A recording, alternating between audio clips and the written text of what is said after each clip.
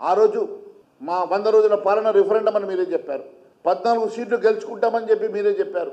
మరి 100 రోజుల రిఫరెండంగా తీసుకుంటే మీరు చెప్పినటువంటి 14 సీట్లు గెలవనందుకు మీరు నైతిక బాధ్యత వహించాలి కదా.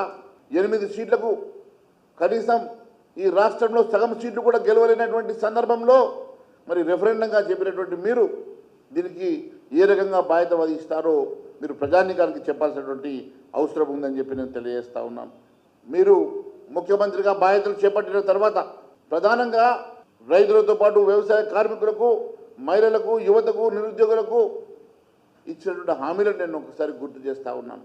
వరంగల్ రైతు డిక్లరేషన్లో రైతాంగానికి మీరు ఇచ్చినటువంటి హామీల సంగతి నేను ఒకసారి గుర్తు చేయదలుచుకున్నాను.